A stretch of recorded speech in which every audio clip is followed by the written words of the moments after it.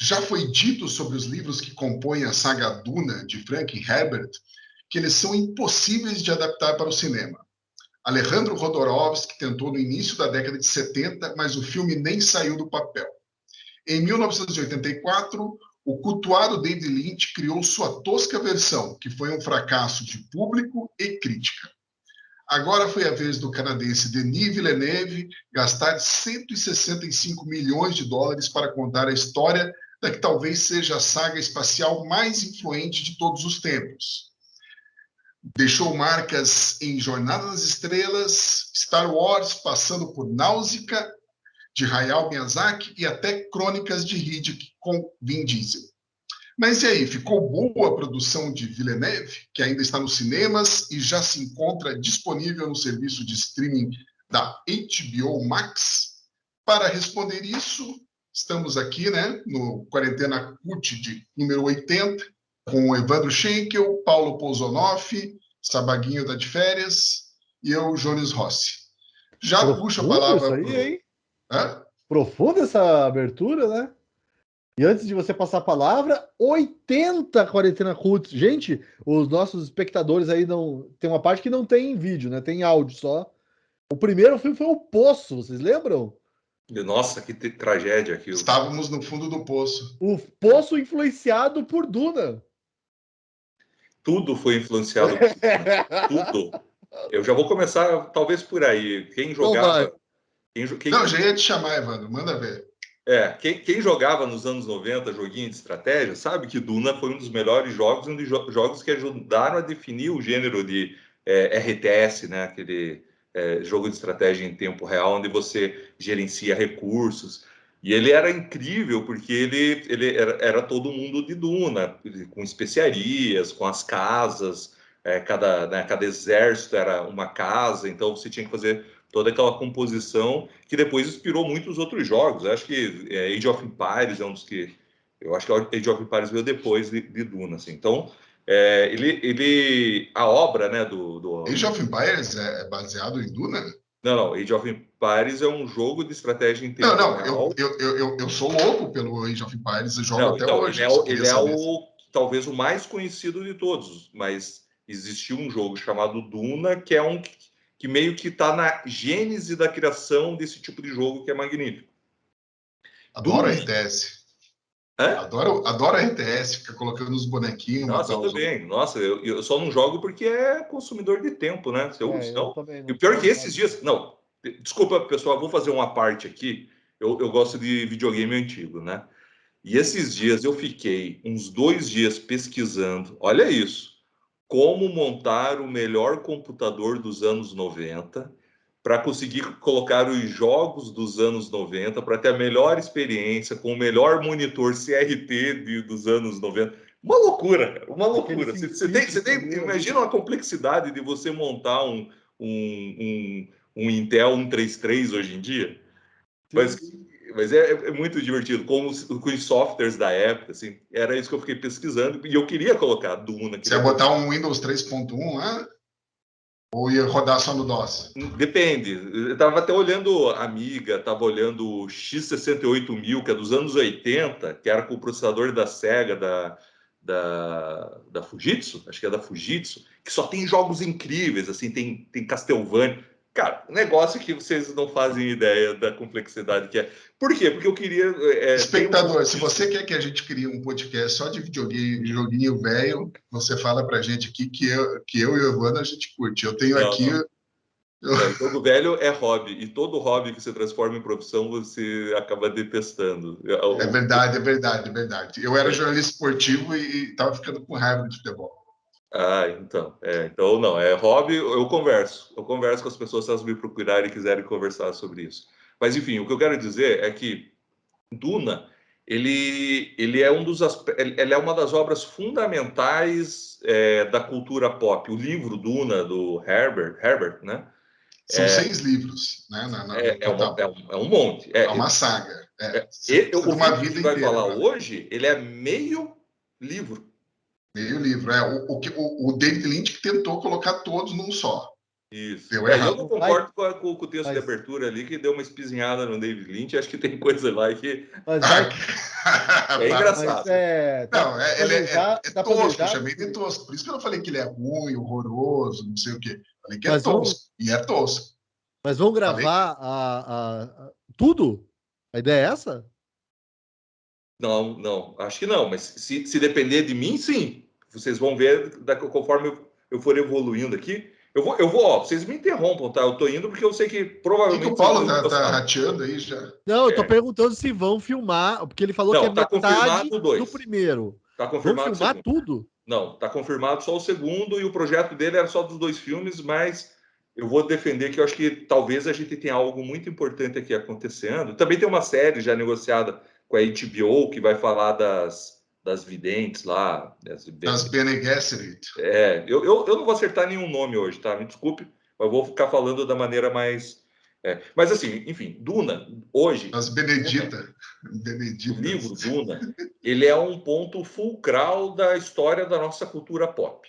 Ele Chique, hein? ele é o Meteu um epicentro. ponto fulcral aí no negócio. O título é esse, Dura, ponto Ponto fulcral. fulcral da cultura pop.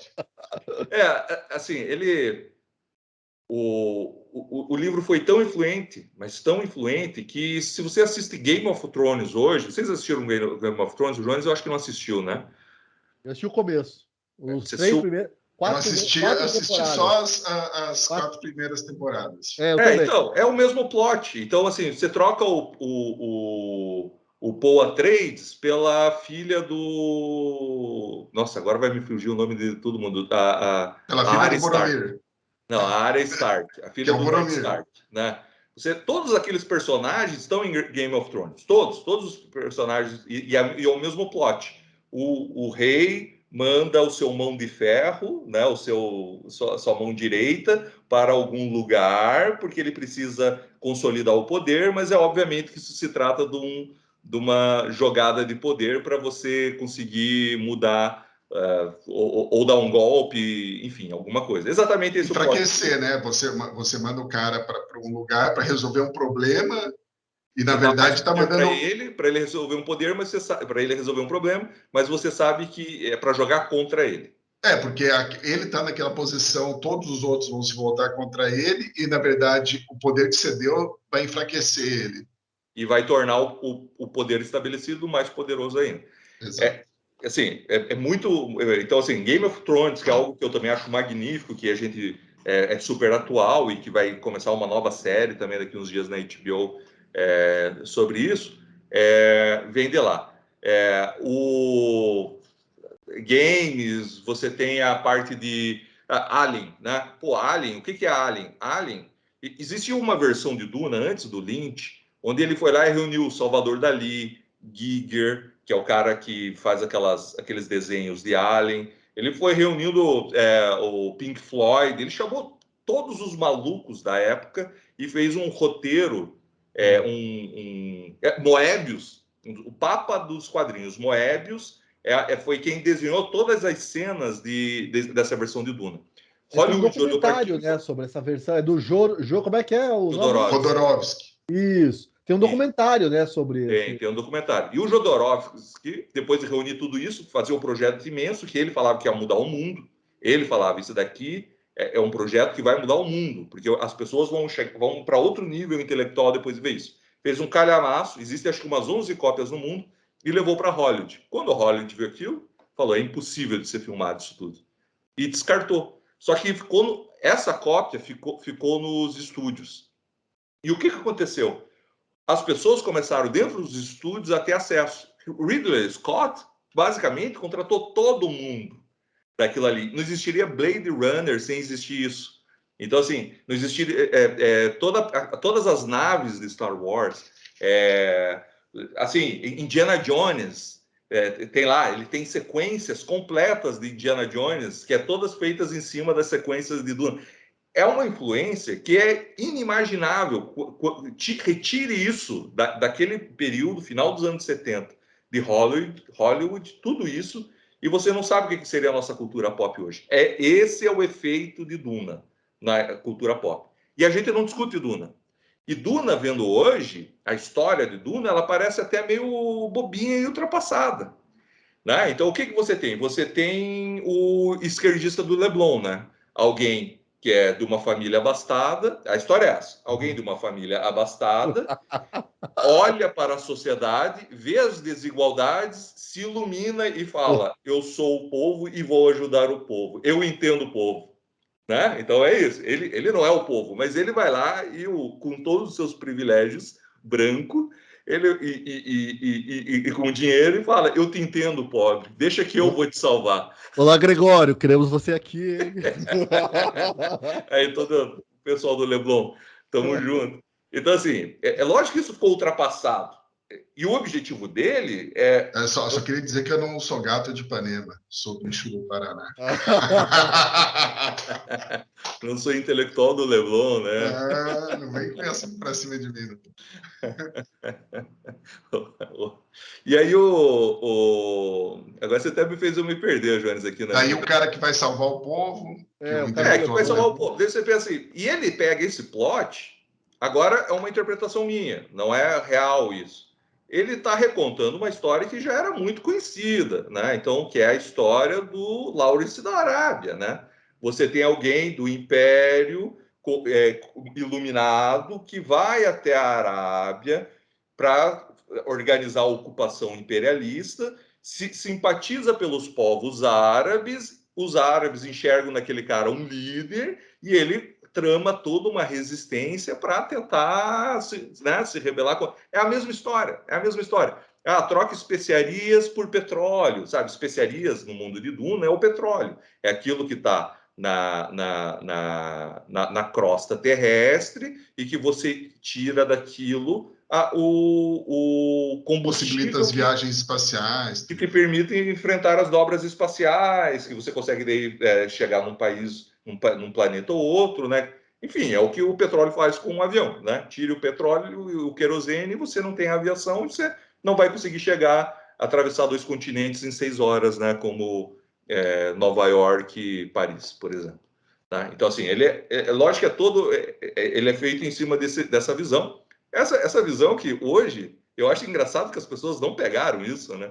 Assim, eu estava vendo algumas críticas, assim, eles não sacaram o que está por trás, né? Que é o império enxergando dentro do próprio império a salvação que vai chegar lá e vai dar um falso poder ao povo, que é o próprio império que está salvando o povo, né? O Paul Atreides, né, que é o nosso protagonista, ele é o iluminado, ele é o Matrix, pensem, não poderia ter Matrix sem ter a história do revelado Chosen One, né? Que chega ele é o predestinado, né? Eles predestinado falam. E que tem que se descobrir. É o Lisan Al-Qaib. Que, aliás, os Fremen são os árabes, né? Sim, os Fremen são os árabes, é lógico. Toda a parte de jornada do herói, que você vai ser explorado por causa do Anakin Skywalker em Star Wars, já está toda presente também dentro de Duna, né? Então, assim, ela é a gênese, Duna é a gênese de quase tudo isso. Então, por isso, hoje, quando a gente vai assistir o enredo de Duna, aí é que eu quero deixar bem claro.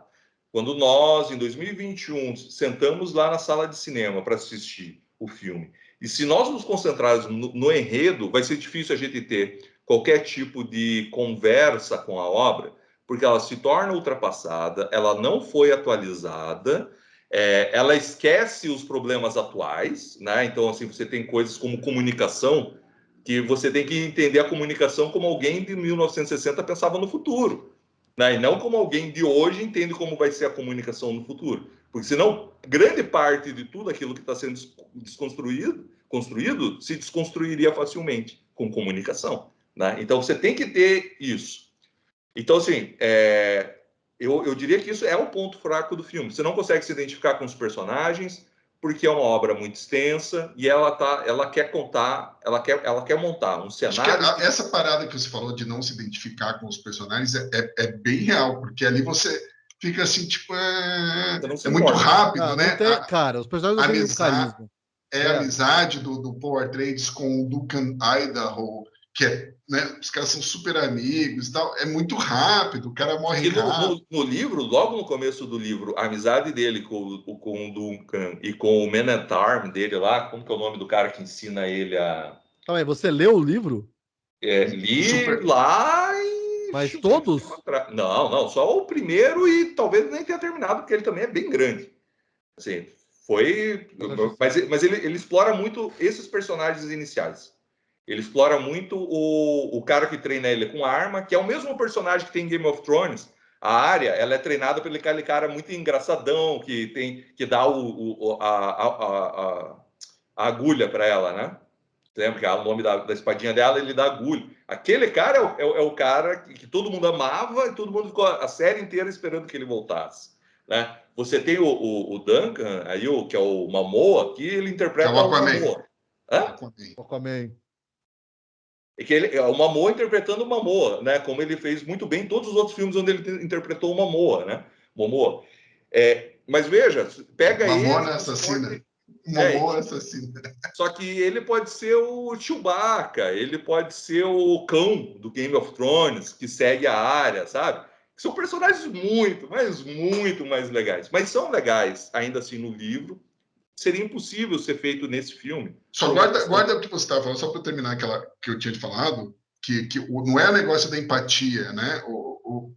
Quer dizer, pelo menos no livro, o que eu achei legal, eu não li o livro, mas eu fui atrás da história, sabe?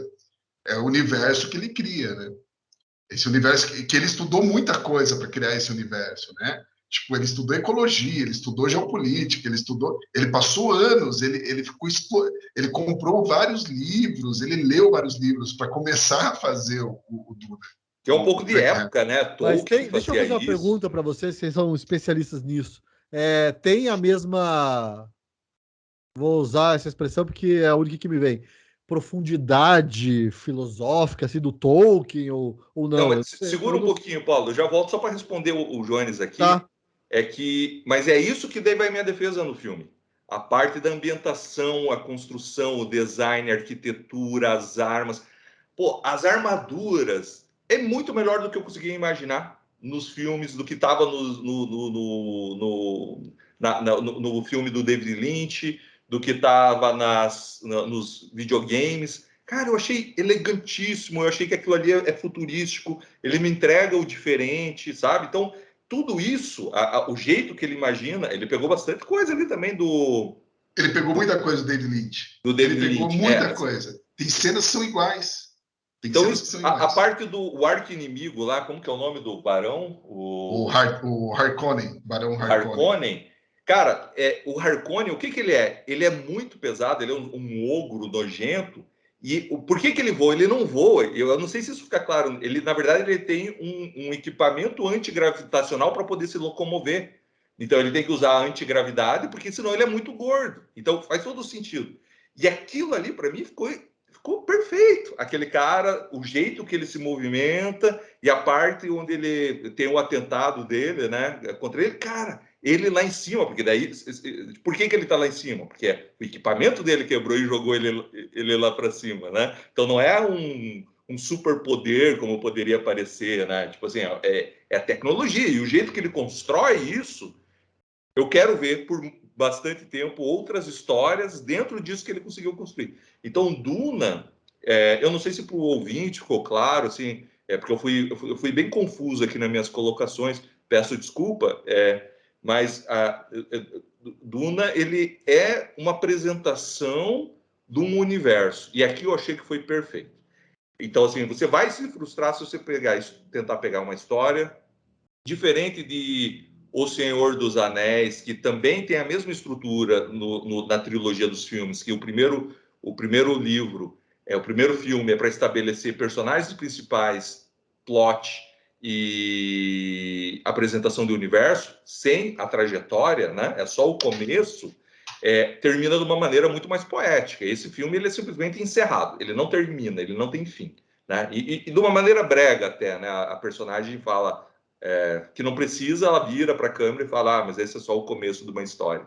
Tipo, obviamente que isso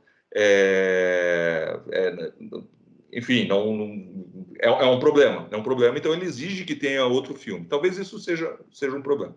Bom, basicamente esse foi o meu resumo.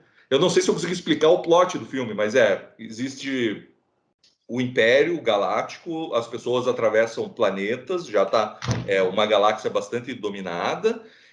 Você tem um início de revolução num dos planetas. O imperador ele chama uma família real, digamos assim, para ir tomar conta, que é um dos planetas mais ricos, porque é lá que tem as especiarias. O planeta Arrakis. O planeta Arrakis, só que é tudo uma emboscada. Quando essa família chega lá, ela descobre que, na verdade, é um jogo de poder, porque a partir do momento que ela está lá, outras Eles já estão ligados, né? Antes deles irem para lá, eles já estão ligadinhos, né? Já sabem que é uma armadilha. Agora, uma coisa que eu acho paia é que, tipo, eles estão dormindo, né, cara? Tipo, no meio do ataque lá, tá todo mundo dormindo. Mas é porque eles desligaram, né? Também tem uma razão, né? Aquele médico lá desligou o escudo em troca da liberdade da mulher dele. No final, acaba sem nenhum nem outro. Mas a coisa que eu mais gostei no filme é realmente esse universo que ele cria, e você vê o cuidado, né? E as discussões certas, né? Por exemplo, aquela hora que o cara tá molhando as tamareiras, porque não é tipo o universo Star Wars, que o universo do Essa Duna. é a hora das palmeiras, eu lembrei de você, Jones, do plantão e da plantinha, não sei porquê. Mas as roupas, né? Por exemplo, o cara que tá lá no sol, você vê a roupa que ele usa, né? Foi muito bem estudado. Eu fico pensando, porque é um planeta que você não tem quase água. Então você tem que aproveitar o máximo da água que você mesmo expele. Então eles têm um traje, isso é legal, né, cara? O traje ventilador. É um traje, então assim, ele fica pegando toda a água que escorre de você, urina, suor. Ele filtra e você. Eu só não sei onde fica instalado o duto. Eu ia falar no meu comentário que eu acho que a única cena que eu gostei assim mais desse filme foi uma lá na hora de um cumprimento que o cara dá uma cuspida e o cara fala assim, muito obrigado por nos dar a sua umidade. É umidade, não é humildade. Você gosta quando te dão a umidade? Não, mas faz sentido, né? Porque é um planeta que você tem. Sim. O cara, quando ele tá cuspindo ali, ele tá dando o pouco que ele tem, né? Porque o planeta era para ser um paraíso, né? Eles instalaram lá umas estações. Mas ninguém ouviu a Greta do planeta, aconteceu isso. Exatamente. Não, o planeta já é desértico. Eles iam buscar água embaixo, né? Na profundidade tem, só que daí quando descobriram que tem as especiarias, que a especiaria, para que não é o combustível, a especiaria é o que permite, é tipo uma droga, um negócio bizarro, é tipo uma droga que faz com que as pessoas consigam ter uma dimensão da viagem intergaláctica. Então você consegue ter uma noção de todas as dimensões necessárias para fazer a viagem intergaláctica. E daí você. Um pouco dos dois. Um pouco dos dois, isso. Mas o por isso principal que até é isso. O Evandro falou de petróleo, eu associei mais mesmo com. Até porque o livro é dos anos 60, né? Então eu associei mais com um negócio. E tem efeitos psicotrópicos, né? Diz isso. O Herbert pesquisou cogumelos psicotrópicos, cogumelos alucinógenos. A gente tem um exemplo, né? O álcool, né? O álcool tanto pode ser combustível como pode ser alucinógeno. Boa associação. Isso. De vez em quando o Evandro fala umas coisas interessantes, né? O problema é quando você vai no posto e toma o álcool errado, né? Enfim, esse universo que é criado é muito perfeito. Ali, pelo menos nesse filme do Denis Villeneuve, você fica pensando, o cara pegou um departamento de arte ali e tal, vamos ver como que seria isso mesmo, como faria isso, e tudo faz sentido nessa parte do filme. E aquela areia que não para de ir para um lado para o outro, as roupas, do jeito que elas... eu fiquei pensando, por que ele usou tanta roupa com cauda longa nas mulheres? Porque isso dá o efeito estético de quando você tem as idas e vindas das areias. E daí elas continuam, elas ampliam essa sensação. Então você fica com aquela sensação que eles estão respirando areia o tempo todo no filme. É o rosto, né? Que nem quando... é muito legal, muito legal. E as naves, por exemplo, o Alessandro Manuel, que é especialista em cinema, que é nosso amigo, ele me disse que, eu comentei com ele na sexta-feira, encontrei ele na sexta, e ele me disse que a nave que eles fizeram lá, que é tipo uma libélula, né, o octocopter, Eu achei isso... para não lançar muita areia, na hora que levanta e tal. Ué, pensa como é que as pragas do deserto se mexem, né? Aqueles gafanhotos. Pois faz todo sentido. A anatomia mostra, né? Pode não fazer sentido mecânico, mas faz algum sentido biológico, né? Então é interessante, é inventivo. Não, é legal. Esse universo que tem... E a cena mais legal do filme, que se não tivesse isso, o filme ia ser muito chato, quando os Harkonnen destroem toda a frota lá dos Atreides. Pô, tem uma parte lá que tem uma nave, de repente começa a sair assim, 500 mísseis daquela nave, assim, em cima de todas as outras. E todas as naves têm um escudinho, né? E quando chega, eles lançam a bomba vai entrando devagarzinho no escudo, daí pá! É muito legal, cara. Filme de nave com explosão, eu gostei por causa disso. Enfim, a minha explanação também para aqui, porque navinha... eu vou ter que... Eu queria ter ficado no meio aí, porque, enfim, não quero... Cara, eu vejo essa empolgação com que o Evandro fala do negócio, e daí vou chegar eu e falar assim que não é a minha praia esse filme. É a única coisa mas eu sabia que não tem problema, Paulo. Eu tinha certeza que você não ia gostar, por isso eu pedi para apresentar o filme. Não, e a minha, eu tenho mais. Você reclama que eu tenho mais. Você só ia gostar desse filme se tivesse piada com xixi sendo tomado na roupa. Não, então, não tem uma piada o filme. Ó, bem, calma aí. Deixa eu falar aqui minha visão. Eu não sou conhecedor do universo Duna. Não tenho muito interesse por essas coisas. Não rejeito também, só não é muito a minha praia.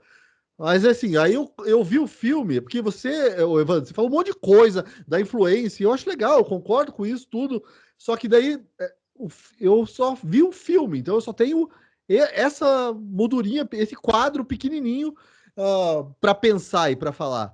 E por mais assim que eu tenha feito associações óbvias, né, com Guerra nas Estrelas e tal, eu sou do cara que fala Guerra nas Estrelas ainda. Eu achei que ficou bastante limitado. Eu acho que é um filme que é feito para fãs desse universo. Para quem não é fã, eu acho que fica muito perdido. Assim, como você mesmo falou, os personagens não têm muito carisma. Nossa, os diálogos, assim, para quem é fã, eu fico imaginando que deva ser assim, nossa, um orgasmo aqueles diálogos. Mas para mim, eu até estava conversando com os amigos que conhecem. Aí diz que tem reproduções de poemas mesmo, que tem no livro, estão no filme. Ok, mas assim, acho que para o espectador que não conhece isso, fica muito pretensioso, muito forçado. Vocês falarem das partes técnicas. Ok, achei legal também as partes técnicas. Mas o que me saltou aos olhos, na verdade, foi a pretensão. E eu acho que essa pretensão... É um filme bem pretensioso. Mas eu acho que talvez você possa falar melhor se ele cumpre, né? Eu não tenho nenhum problema com filme pretensioso. Aliás, eu gosto. Ele é o diretor daquele dos povos lá, não é? Da Chegada. Ótimo filme. É um filme pretensioso, mas eu gosto daquele filme. Agora, esse filme não criou... Com quem não é fã da coisa toda, eu acho que ele não conseguiu. Ao contrário do Senhor dos Anéis, por exemplo, que assim, eu nunca fui fã do Senhor dos Anéis, mas ali tinha um apelo, como filme mesmo, tinha um apelo que me atraiu na época. Você gosta do Senhor dos Anéis, do filme? Você gosta da trilogia? Eu gosto do filme, assim, eu não sou fã, mas eu gosto do filme. Eu sou fãzaço. Esse filme é um filme assim, que eu cheguei ao fim e falei assim, beleza, acabou, vamos gravar o Quarentena Cult sobre ele, entendeu? Porque mas peraí, deixa eu entender. Eu acho que aqui é importante. Senhor dos Anéis, o filme, você acha que é só mais um filme que é bom ou você acha que é um filme extraordinário? Não, eu acho, para mim, é um filme bom. Não, então é que daí a gente vai se entendendo. E para mim, O Senhor dos Anéis é um filme extraordinário. Porque você conhece o universo, você teve contato com o universo antes. Só com ele eu acho você não extraordinário. Teve contato com livro, RPG, aquelas coisas todas. além disso, só o filme, eu revisito esse filme a trilogia inteira, a versão estendida, 10 horas na frente do streaming, pelo menos uma vez a cada 2 anos, eu ponho aqui no final de ano, nas férias ali, eu ponho, assisto, para mim é algo incrível, assim. E o melhor de tudo, é pop, e não é pretensioso, porque a pretensão do Senhor dos Anéis é mostrar o melhor lado virtuoso do humano. Essa é a pretensão. A pretensão estética não, ela tá lá, mas não é aquilo que mostra. Esse filme parece assim, que ele é pura, assim, o único jeito de admirar ele, pra mim, que não conheço, não curto muito, é esteticamente, aquilo que você falou. Isso. Parte técnica, realmente é muito bem feito. Então, isso que eu quero... Mas tem um toquinho de brega ali também, não tem? Mas acho que é por causa das falas. As falas me parecem muito jacuz, muito bregas. Que eu acho que essa história apresentada, essa primeira parte da história apresentada, ela é brega. Ela passou, né? Tipo, vocês falaram, o Jones falou do ornitóptero lá, aí o Alessandro explicou isso. Ah, legal, pô, eu achei legal ouvir isso, porque eu, como espectador, assistindo, falei assim, ah, nossa, que coisa ridícula, entendeu? E daí, enfim, agora com essa informação me mudou um pouco a impressão do negócio. Então, só voltando, para mim, já Duna não está naquele nível de filmes. Eu falei com empolgação, talvez eu tenha até me empolgado demais. Ele é um filme bom, de apresentação. Ele é um perfil. É o filme que vai melhor performar em todos os aspectos técnicos no Oscar do ano que vem. Pode anotar. Nossa, com certeza. Vai ganhar uns 4 Oscars no não vai ganhar como o melhor filme, porque eles vão guardar o prêmio quando ele fechar a história. A mesma coisa aconteceu com O Senhor dos Anéis. A diferença é que ele não tem mais uma história tão atual quanto é. Pô, O Senhor dos Anéis, cara, é o humilhado sendo exaltado. É a redenção dos excluídos. É o underdog se tornando santo, sabe? Então, assim, pô, cara, me convence. Não adianta. Se me contar hoje, eu vou olhar para aquilo e vou falar, cara, como é incrível uma história onde todos têm superpoderes, mas o maior de todos é o que não tem poder nenhum. Isso é legal, né? Agora, o Duna, ele vai pela outra vertente, que é pela vertente dos escolhidos, que tem mais poderes do que os outros. O cara nasce rico, nasce bonito, nasce tudo. Nasce no Leblon. Tem tudo. E daí você vai empatizar com esse cara como? Né? É difícil. Mas essa é a história. O Denis Villeneuve não poderia fazer outra. Sim, não tô falando. Eu só tô falando que você tem razão. O Senhor dos Anéis pega lá, porque é um apelo universal, né? Porque você olha aquilo lá, poderia ser eu a carregar o anel. Né? Enfrentar o Gollum, não sei. E você também vê o Gollum. Poderia ser você a queimar o anel no final, né? Fazer o quê? Jogar o anel lá? Derrete o anel no final, né? Parece um bom moço, mas derrete o anel. Enfim. Mas também o Gollum, né? Que é o cara que foi seduzido pelo poder, pela cobiça e tudo, que era um cara comum e se tornou aquilo. E aquilo é legal, né? Você olha e você que todo consegue mundo que tem poder perto do anel, que é o poder absoluto, é corrompido, exceto aquele que não deseja o poder. Por isso o anel não pode corrompê-lo. Mas deixa eu perguntar, vocês reclamam que eu pergunto mais do que dou opinião, mas eu vou perguntar mesmo assim. Funciona o filme só como filme? Vocês conseguem isolar o filme, esse filme, isolar da versão do David Lynch, isolar de toda a influência do livro? Vocês conseguem ver só esse filme e daí avaliar esse filme? Não, eu gosto de certas coisas do filme, já falei, o filme, no geral, o conjunto, é chatinho. Não é assim, nossa, que coisa. Tem a parte do meio, massa, né? Explosão, tiro. Tem umas soluções muito legais, que você compara, por exemplo, primeiro lá, aquele escudo no primeiro filme do David Lynch é tipo Minecraft o negócio. É paia pra burro. Se você acha que esse é brega, Paulo, você precisa ver o primeiro, cara. Me falaram que eu tenho que ver, mas foi muita dúvida pro meu... eu tenho que falar essa piada, muita dúvida pro meu caminhãozinho, né? Muita areia pro meu caminhãozinho. Cara, sabe aquela luz que fica nesse filme, que fica acompanhando, que é incrível o trabalho ali de direção de fotografia, né, tal. Esse filme tem que ganhar direção de fotografia, sonoplastia, não sei o quê, blá, blá. Todos esses técnicos têm que ganhar. No primeiro, cara, aquela luz, o negócio tem umas asinhas. Cara, é a coisa mais rococó, barroca Como da é o história. Minhocão? Como é o Minhocão nesse primeiro? Diz aí. Cara, eu nem lembro do Minhocão. Como que era o Minhocão no Também primeiro? não lembro, não. Eu não Tem acho que... Minhocão no primeiro? Será que eles não fazem lá um negócio de borracha? Mas tem, cara, tem um negócio no primeiro, tem um cérebro. Tem um cérebro, você lembra do cérebro? Que tem uma boca que ele fala, cara, eu não vou falar, que nesse horário eu não posso falar. O que parece aquela boca do cérebro? É um negócio tosco, mais tosco. Só que, tipo, eu gosto do primeiro porque é umas tosquices tão imprevisíveis e você fica pensando o que passou na cabeça da equipe que fez o filme junto com o David Lynch. Cara, é legal ver a adaptação. Especiarias. Os caras estavam loucos nas especiarias para fazer um filme. Mas, Paulo, eu acho que esse é o ponto, assim. Você não gosta de vez em quando, ver Ser algo surpreendido, né?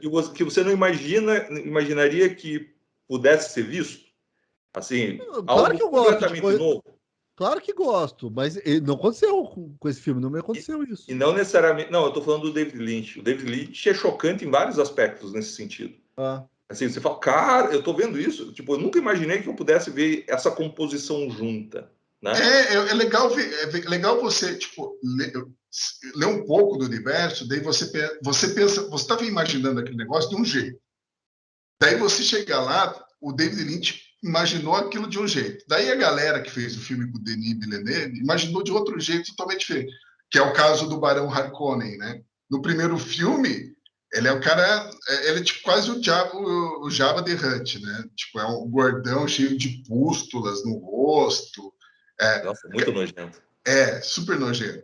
Mas, cara, e aquele cérebro que entra para falar as Bene Gesserit, tudo isso, né?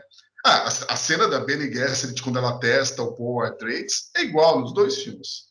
Igual, igual. Eu vou te Ele dar faz uma homenagem pro... E o de bom também é um filme que não tem lacração muito, né? Eu pelo menos não percebi, quer dizer, eu tava Então, tentando a ficar história é tão acordado. datada que até... Não, tem um pouquinho, ele tenta botar ali uma lutinha de classes, tem a própria, aquela menina lá, como que é o nome dela? A A, Zendaya, né? não, a Zendaya, A tá. A Imperial Zendaya, Ecologist, que é. Não, Me não, disseram que é a um Zendaya homem. é outro. A Imperial Ecologist é um homem branco no livro, no filme, lá no primeiro. mas a diversidade tem que ter porque é a regra do Oscar. Eles vão ter que encher de diversidade para tudo que é lugar. Mas no caso da Zendaya, a Zendaya ela faz deixa eu achar o nome aqui, A Shani. Shani. Shani, que ela é tipo uma... Só nunca fale com a Shani no diminutivo, né? Ela, a pequena Shane, ela é tipo uma líder revolucionária nesse planeta que está sendo explorado pelo Império, tá? Basicamente isso. Só que ela tem uma participação ela deveria ter, pelo roteiro, uma participação tão pequena que o Denis Villeneuve tem que ficar fazendo o Paul, o protagonista, ficar sonhando com ela para ela poder aparecer no filme. E ela não tem papel nenhum no filme, no fim das contas. Então, o que é? Tá vendo esse guerreiro privilegiado, branco, genial, que vai salvar os oprimidos? Mas existe a contraparte dele, que vem dos oprimidos e é uma mulher. Ou seja, é mais ainda relevante. Então, ele tem isso daí. É lógico que não tem espaço para ele explorar isso, o que é ótimo. E mesmo assim, ele tenta, né? Então, eu acho que isso não tem. Eu só queria voltar só um pontinho aqui, para a gente não se estender muito mesmo. Existe um tipo de jogo que a gente fala que é jogo de navinha, shmups, shooters, que é aquelas navinhas tipo Galaga. Quem foi em fliperama sabe. No fim das contas, 1942, né? isso. No fim das contas, todos os jogos têm a mesma. É uma navinha que vai andando, atirando e matando as coisas que vêm. Só que esses jogos são incríveis, porque você vê a inventividade das pessoas, que com aquelas poucas regras, ela tem que começar a criar monstros, ela tem que criar um tipo de gravidade, ela tem que criar cenários, ela tem que criar uma trilha sonora, porque é só isso que ele tem. Porque as regras são esparsas. E é isso que vem a inventividade. Eu, às vezes, estou jogando um negócio desse, e fico pensando, cara, como o cara chegou nessa? É muito legal isso, essa solução que ele deu, né? Então, eu acho que a gente precisa disso, para a gente alimentar a nossa imaginação. É importante compartilhar a imaginação dos outros, né? E com isso a gente se tornar talvez mais transcendente. No fim das contas, é isso. Acho que também Não, acho que é isso também. não sei se... Não, mas eu mas sabia você que não você me não ia gostar, respondeu. Paulo. Você não me respondeu se você consegue ver esse filme isolado. Consigo ver esse filme isolado, como eu falo, ele é um filme que ele é bom, e ponto. Não tentem tirar mais do que isso, mas também ele não é menos, porque ele não se a pretensão não era contar uma boa história, era apresentar um universo. Eu acho que isso fica claro para você não ter nenhum arco contado. Ele abre o arco, mas não fechou o arco, né? Pelo que eu entendi. É tipo assim, porque a descoberta, o escolhido recusa a missão e depois aceita a missão, ainda é a primeira parte antes de você ter um arco, né?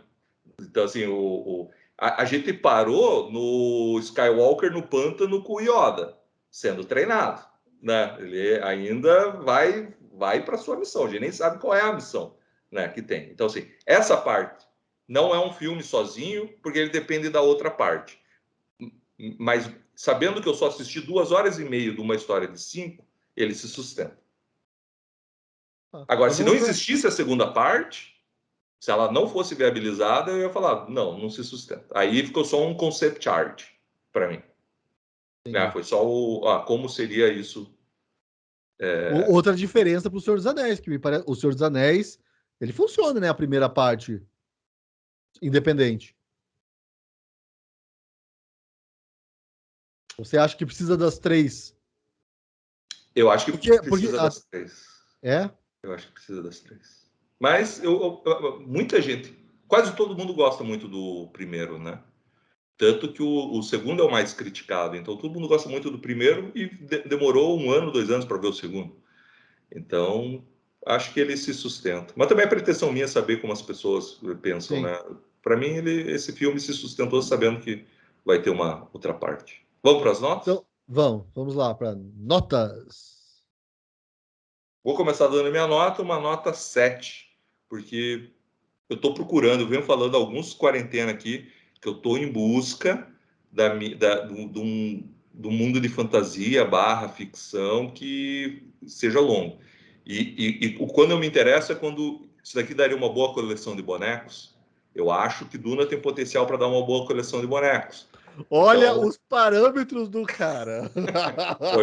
eu acho que tem uns 3 exércitos ali que eu falei, cara, isso daqui daria um bom boneco. Tem um todo branco, assim, com um negócio para frente. Putz, o Dave Bautista lá, porra, vai dizer que aquilo ali não dá um boneco maneiro pra caramba, né? E o boneco do minhocão lá da areia?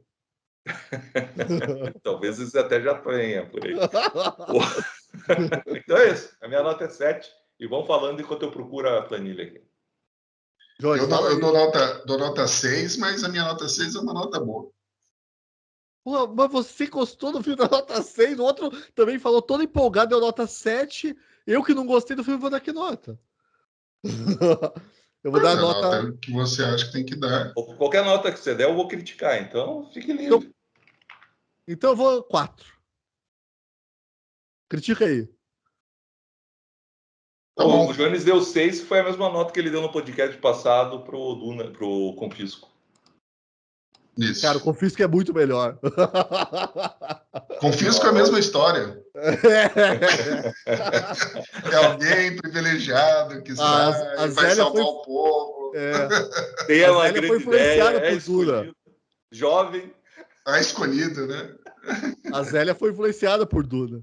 Foi. Pode ser. Talvez até demais. Também fez um plano sobre a influência de especiarias. Aliás, aproveitando que a gente fez uma piadinha aqui do Confisco, só para esclarecer, teve gente que nos comentários reclamou que a gente fez piada com um assunto sério. Para deixar claro que a gente acha que o assunto é muito sério, né, o do Confisco. Por isso mesmo a gente escolheu o documentário para ser analisado pela gente. Mas a proposta do programa é levar mesmo com leveza essas coisas, fazer piadinha e tal. Mas, claro, a gente acha muito grave. O Confisco teve várias repercussões no mundo real, né? No mundo das pessoas. As pessoas se mataram, isso, né? Perderam dinheiro, etc. E tal. Então, para quem comentou, achou que faltou respeito, alguma coisa, não faltou. Justamente por isso a gente escolheu o filme para ser o resenhado semana passada, quer dizer, no programa passado, pela gente. Então, para quem se sentiu ofendido por alguma coisa, lembre-se sempre que a gente tenta levar com leveza aqui, etc. e tal, o programa. E já deixo aqui o pedido para as pessoas que nos acompanham, né?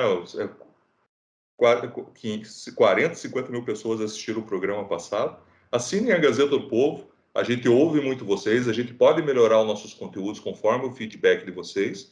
E é muito importante assinar para que a gente possa ter recursos para trazer o Quarentena Cult, trazer o Hora do Strike, trazer novos programas. Agora, semana passada, a gente estreou Jogos de Guerra, uma live onde a gente vai comentar geopolítica, indústria armamentista, tecnologia militar. Então, um super assunto. Estratégia, que vem do estratégias grego, militares. estratégia. O Exército Brasileiro, como a gente está. Então, vejam, são assuntos que a gente só pode trazer novos assuntos assim que a gente tem uma reverberação entre os assinantes. Então, considere, se você gostou desse conteúdo, apesar de alguma coisa pode te incomodar, mas se o todo valeu a pena, se você se interessou por Duna, se você se interessou por Confisco, se você se interessou por outros 78 episódios, né, como o Paulo 79, falou aqui, a gente está chegando a 80, né? Esse é 80. Esse é o então, 80º. 78, porque ele está falando do Duna e do Confisco, Paulo. Desculpa, a minha matemática não é muito boa. A gente contrata os repórteres. Se você assinar, a gente contrata os repórteres que sabem melhor matemática para participar aqui do Quarentena e tal. Semana passada tinha o Narlock. A gente pode trazer várias pessoas aí, é só a gente ter apoio em assinatura. Aliás, você que é palmeirense, está escutando o programa. Não, coisa legal. Você que é palmeirense, curtiu aí ganhar Libertadores do Flamengo, tem um jogador do Palmeiras, o Gustavo Scarpa, que ele é conhecido por gostar de livros do Dostoiévski, Kafka. A Maria Clara, nossa editora, convidou ele para participar de um podcast sobre literatura. O podcast Ideias vai falar sobre literatura com o Gustavo Scarpa, e ele aceitou. Então, em breve, você palmeirense vai ter um podcast com o Gustavo Scarpa, campeão da América, fez 8 gols esse ano, 20 assistências. O cara é bom de bola, já joga na seleção, é fera, vai estar lá falando de Dostoiévski, Kafka, Hemingway, Faulkner, e o que mais ele lê lá com a Maria Clara. E aproveitando aqui a nossa onda de desculpas, também tem carioca reclamando aí das piadinhas que a gente faz com o Rio de Janeiro, hein? Mas assim, Curitiba é uma porcaria também. Eu faço piada com Curitiba. Em vez de você elogiar o Rio de Janeiro, você vai e ofende mais gente, Paulo. É isso? Não, porque, como dizia o Milor dizia que Curitiba significa do mundo, né? O pessoal ficava brabo com o Milor. Enfim... não é verdade. Meu filho mora do Curitiba Rio. vem de Coreituba, que significa muito pinhão, viu, gente? Tá certo. Vamos para as indicações finais, então, para acabar logo esse podcast maravilhoso. Indicações. Então, vamos lá. Deixa eu começar aqui, já que eu não gostei do filme, eu assisti nesse fim de semana King Richard. Eu acho que o nome em português vai ser King Richard mesmo. Não, vai ser o Rei Ricardo. Talvez seja. É mesmo? Eu não sei. Não, eu tô brincando. Se for uma tradução massa, vai ser tipo Aventuras de um Pai Doidão. Isso. Assim, né? Tipo, um pai muito maluco no pedaço. Então, que é com o Will Smith, né? Um pai muito maluco no pedaço. Ótimo. É sobre o Richard Williams, né? Que é o pai da Serena e da Venus Williams, as tenistas. E assim, eu até fiz um comentário lá no Twitter, eu não acredito que Hollywood tenha feito um filme desses hoje em dia, porque assim, o filme tem uma pegada bem conservadora, de mostrar a importância de uma família estruturada para que esse tipo de talento possa florescer. O personagem principal, apesar de ser uma pessoa, né, da vida real, não é uma geografia, como a gente até comentou aqui, né, do Lula e tal, mostra um homem com defeitos, ele é narcisista, egocêntrico, megalomaníaco, às vezes, mas ele tem uma preocupação com as filhas ali, que fica muito evidente das filhas terem uma vida, não serem aquelas atletas que abandonam a vida de criança e de adolescente para virar atleta de alto rendimento. É um filme que mostra, já falei, né, do casamento bem estruturado, uma família estruturada. Eles são pobres, mas eles não ficam se fazendo de vítima em nenhum momento. Como se trata de uma família negra, obviamente que o racismo está presente, mas não é de uma forma assintosa. Esse discurso, não existe vitimismo no filme. Assim, é um dos melhores filmes que eu vi nos últimos tempos, assim, nesse estilo. Eu recomendo a todo mundo. Onde Só que tá tá no cinema. disponível? Hã? Só tá Onde? no cinema por enquanto. Onde? Mas só tá no cinema, mas vejam mesmo. É E eu King acho também. Richard, Hã? isso? Como que King é o A nome? gente podia até trazer para cá, hein, É, Paulo? alguém sugeriu, né? Mas, enfim. É, e, Pô, e- pera que você não sugeriu para a gente fazer o programa sobre o King Richard, né, Paulo? é, a gente falou de Oscar aqui, né? Por causa do Duna. Eu acho, cara, que atuação incrível. Assim, o Will Smith ele tem um lance de emocionar as pessoas. Ele emociona muito facilmente. É muito legal. Tem umas cenas de tênis que são bem legais, assim, fogem daquela coisa meio épica, né? De filme de esporte. É uma coisa. Tem ele busca ângulos assim mais humanos mesmo. Não tem aquela coisa do É mais super-homem. pé no chão. Não tem não tem aquela coisa tipo super-homem, super-mulher, no caso, das meninas. Eu falo as meninas, né? São gigantescas. É muito legal o filme, faz você pensar, inclusive até nessa coisa do que o esporte, hoje em dia, lá, a China é uma fábrica de criar atletas, né, de alto rendimento, mas eles esmagam o espírito mesmo da pessoa.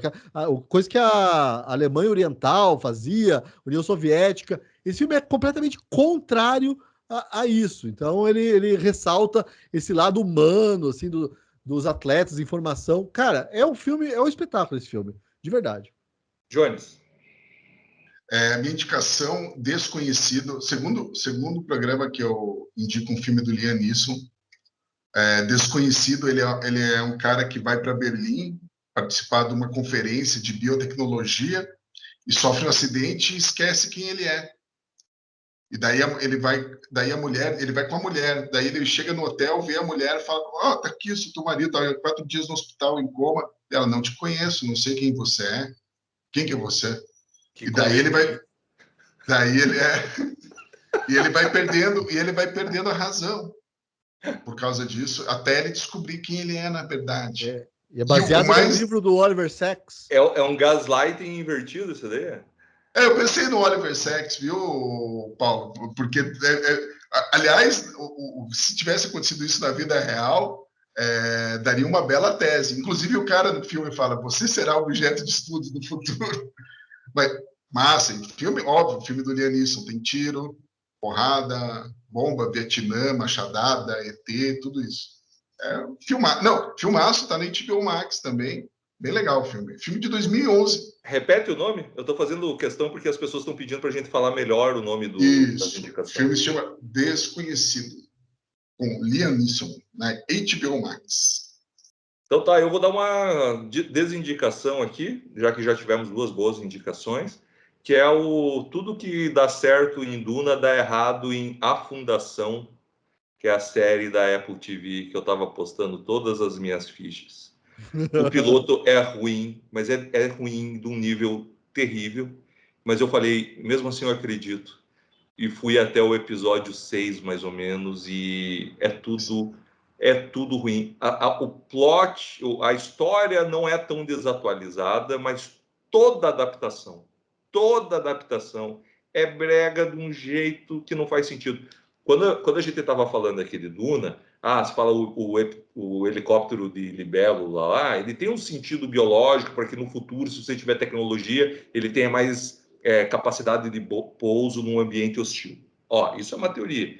Quando você vai para as roupas, por exemplo, de afundação, que se passa daqui 10 mil anos, nada daquilo faz sentido. Assim, é só, como seria no futuro? Alguém desenhou, isso daqui parece massa. Então os caras têm uns babadores, assim, sabe? Você fala, cara, você não consegue ver o chão, cara. Isso deve ser terrível para caminhar. Então, assim, a comunicação É tipo a puff shirt do Seinfeld? é tipo a camisa de pirata pirata. dele. Fundação é baseada na obra de Isaac Asimov. Isaac Asimov. Cara, vou te falar, nada que o Isaac Asimov fez foi adaptado decentemente para o meio audiovisual, a não ser um filme que eu gosto muito, que muita gente fala mal, com Will Smith, Eu, Robô. Eu não gosto muito de Eu, Robô, assim. O Fundação, eu li o livro em si, ele é bem legal. Ele é bem legal, a escrita dele não é ruim, como o Arthur C. Clarke, esses caras. Nossa, Arthur C. Clarke. Não, ele tem uma escrita ok, não é uma escrita, é melhor que Tolkien para você ler, assim, né? E ele faz a história é muito incrível, assim. Só que, putz, agora eu lembrei de outra coisa que eu não gostei, é que a história hoje me incomoda. Como é que pode? Como a gente muda, né? O Evandrinho lá de trás adorava, porque qual que é a história? A história é basicamente assim: existe um grupo de matemáticos que eles falam, ó, a humanidade, a civilização vai cair daqui a 10 mil anos. Aí o império vai lá, o governo vai falar, mas como que você pode afirmar? Ó, a gente inventou aqui a psicohistória é baseada em sociologia, matemática, ela consegue prever o comportamento de massas e mostra que a gente vai ter barbárie lá. E vai ter 5 mil anos de barbárie. E os caras falam, mas isso pode ser impedido? Eles falam, não, isso não pode ser impedido. O máximo a gente pode reduzir das 5 mil anos de barbárie para 500 anos de barbárie. E aí, como é muito longe, você tem toda a máquina que fala, tá bom, esses caras, isola eles, e eles vão para essa fundação. Então, eles vão para um planeta separado, onde eles vão ficar fazendo os estudos deles, né? E é basicamente isso, essa história. E os contos, né? O livro é contos, ele vai pulando de, né, 50 anos, 100 anos, 1000 anos. Cada conto é uma outra história. A única coisa que vai ligando é a dinastia. E isso é uma ideia bem legal, que o ditador, o imperador, ele era tão bonzão que ele decidiu que para ele manter essa pureza, todos os descendentes dele seriam clones dele mesmo. Então ele cria 2, 3 clones de várias idades, né? E é sempre ele, né? Então ele é desativado e o próximo é sempre ele que vai estar eternamente, para você não perder a coesão social do... O rei, ele tem um pacto com o transcendente, né? No mundo feudal. Obviamente, tem toda uma analogia aqui com a queda do Império Romano, onde você teve os anos de trevas seguinte. Tem essa brincadeira que o Asimov faz. Só que hoje, vendo pelo ponto de vista da série, tem toda a diversidade lá, todo mundo enfim, tem tudo isso daí que a gente está falando que é obrigatório hoje em dia. Beleza, não é isso que me atrapalha. A escalação de elenco é ruim, é terrível, talvez é o pior elenco que eu já tenha visto na história, assim, é algo tenebroso. Mas agora a história está me fazendo mal, porque eu olho aquilo ali e eles tratam a ciência como religião. E daí, depois de tudo que a gente passou nos últimos anos, onde você sabe que a ciência é método, não é entidade, né? E que a ciência é aberta e não é fechada, a ciência é provocativa e não é dogmática, a ciência quer derrubar a ciência, porque é isso que você faz, né? Todo o avanço quer derrubar, né? A revisão de pares são teus amigos falando, eu vou destruir o teu trabalho. E aquilo que passa por isso é que você ganha validação científica. E na obra do Asimov, não. Na obra eles são iluminados e depois se torna uma religião de fato. Né? Então, que a ficção científica tem um forte componente eugenista, né? Essa ficção científica clássica, que era a mentalidade da época também, né? Então isso está me incomodando demais. Então não tem nada que eu consiga. Não tem nada. E você tem que ver aquele episódio do South Park, que no futuro tem lá as religiões se dividem em 3, né? E as 3 são frutos dos adoradores do Richard Dawkins, que é o maior ateísta, né, da atualidade. Tem esse episódio, daí tipo, o Dawkins sempre falava, né, que sem religião seria muito melhor, porque não haveria guerra, fundamentalista, terrorista e tal. E daí essas 3 religiões baseadas no Richard Dawkins, do seu pai, eles estão em guerra permanente o tempo todo. Muito bom. Não tem, cara. O ser humano sempre vai arranjar alguma coisa para diferenciar um do outro e guerrear por motivo idiota. Então, não é religião. O problema... Não tem os caras que brigam aí pro futebol? Então... Tem o pessoal que briga por causa de filme também. Tem? Não sei se tem. Os caras ficam na porta do cinema, lá, a torcida organizada do A torcida organizada Duna contra a Crepúsculo. Fundação, contra Star Wars, essas coisas. Isso. Então Beleza. fechamos. Então fechamos. Semana que vem com nossa formação original, com o Sabag de volta e uma boa semana a todos aí, né? Que a gente é publicado aos sábados aqui no YouTube, né? Boa semana a todos e mandem aí indicações para a gente. A gente recebeu uma indicação legal essa semana, será comentada no futuro assim que a gente assistir o filme, né? Que é do Leandro Hassum lá. Qual que é o filme? Amor Sem Medida. Amor Sem Medida, que vai sair esse ano, então a gente vai assistir. Não, já saiu. Vai sair? Já saiu? Então já, vou assistir. Tá na Netflix. Beleza. Isso daí é o quê? Já não Juliana teve Paz. esse filme? Com a Gwyneth Paltrow? A ideia... Não, esse você está falando do Amor é Cego. Com o Jack... É uma obra-prima, né? Jack Black. Filme mais gordofóbico. Esse é com... Esse eu já também sugeri a gente fazer aqui um especial desse filme, mas enfim. Esse é com a Juliana Paz e o Leandro Hassum. Pô, massa, Juliana Paz. Então não é o Sem Medida que eu estava imaginando. Não é a Juliana Guerra, então? É a Juliana Paz. Esse filme é uma uma versão de um filme que fez muito sucesso na Argentina. Daí agora tem essa coisa, né? O filme faz sucesso às vezes, e daí saem versões. Pô, mas aí já começa a complicar. Ô Paulo, você sabe qual que é a solução para a Argentina? Fala. Você sabe? Não. Ainda bem. E com isso nós terminamos. Os comentaristas vão reclamar, né?